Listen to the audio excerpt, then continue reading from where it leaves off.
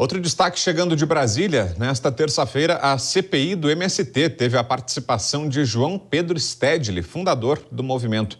Quem acompanhou vai trazer para a gente informações é a repórter Yasmin Costa. Como foi, Yasmin, esse depoimento de hoje? Boa noite. Oi, Vitor. Boa noite para você também, para todo mundo que está com a gente. Sigo acompanhando, porque esse depoimento ainda está acontecendo. João Pedro Stedley está aqui dentro do Congresso Nacional da Câmara dos Deputados há cerca de 6 horas, até porque tem 39 parlamentares, no começo da sessão, 39 parlamentares se inscreveram para fazer perguntas a um dos líderes do Movimento dos Trabalhadores Rurais Sem Terra. Trago alguns destaques do que aconteceu ao longo dessas 6 horas. Um ponto que é relevante a gente trazer aqui na nossa programação é justamente a questão de perguntas que foram feitas sobre invasões do MST ao longo de terras em todo o país. E um ponto específico foi com relação à última invasão feita pelo MST lá em Pernambuco, em julho desse ano, que militantes do movimento invadiram terras da Embrapa. E como João Pedro Stedley classificou essa invasão? Classificou como um erro. Ele avaliou que não existe uma questão nacional, vamos dizer assim, para impedir que essas pessoas, quando têm vontade de fazer qualquer tipo de ocupação, que elas façam essas ocupações, mas avaliou que foi uma euforia e foi um erro na avaliação de João Pedro Stedley. Inclusive, a gente tem essa fala, esse momento, quando ele avalia que foi um erro essa entrada nas terras da Embrapa por militantes do MST. Vamos ouvir. Cada acampamento tem autonomia do que faz.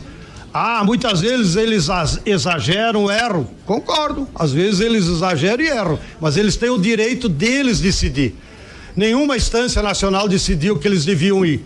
Eu posso até fazer uma autocrítica, porque os jornalistas me perguntam. Tá bom, foi um erro, um equívoco entrar na Embrapa. Mas eles decidiram porque era a área pública mais próxima e entraram na Embrapa não para reivindicar a área da Embrapa. Entraram na Embrapa para chamar a atenção da opinião pública. Pois é, Vitor, ao longo dessas 6 horas de comissão até agora, outro ponto que a gente também pode destacar é que João Pedro Stedley fez críticas ao agronegócio, disse que o agronegócio é burro, do jeito que está, palavras de Stedley, não vai durar muito na avaliação dele. E ele também ali no começo da sessão, quem teve embates bem diretos com o Stedley foi o relator da CPI do MST, o deputado Ricardo Salles.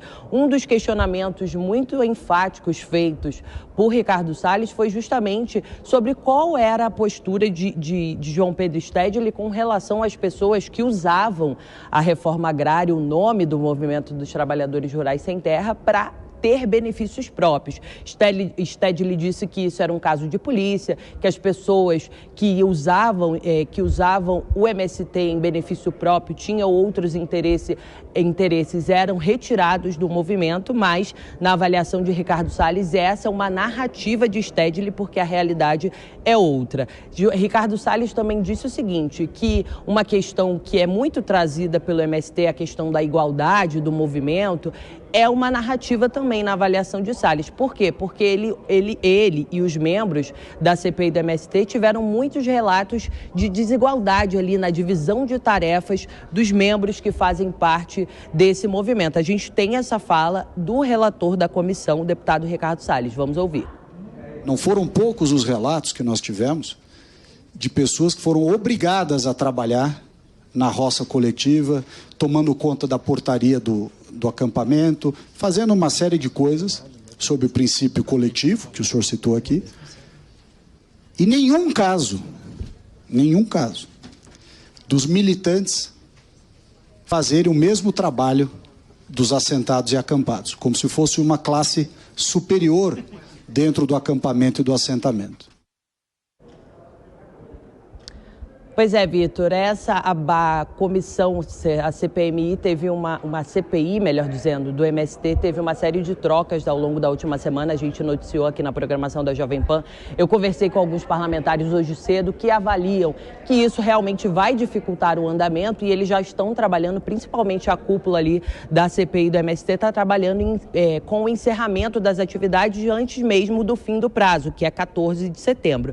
Mas também conversei com alguns parlamentares que disseram disseram o seguinte, que existe uma sinalização de que o governo, ao longo dessa semana, pode trazer de volta aqueles parlamentares que foram modificados. E para quebrar o protocolo, viu, Vitor, eu queria fazer logo uma pergunta para Dora Kramer, se ela acha que essa volta aí dos parlamentares que foram retirados do governo, se eles efetivamente vão voltar ou isso é só promessa aí para tentar apaziguar os ânimos.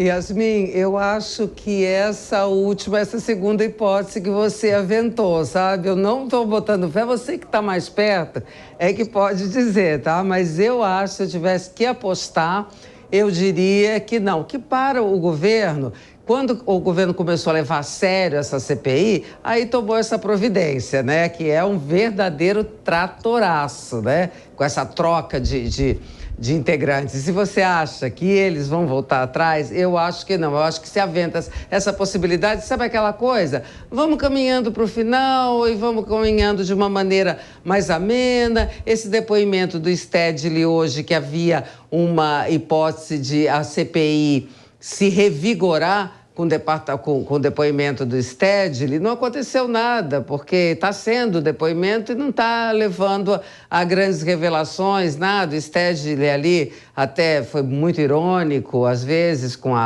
o plenário da CPMI. Então, eu acho que ela realmente caminha mesmo para o fim. Vamos acompanhar.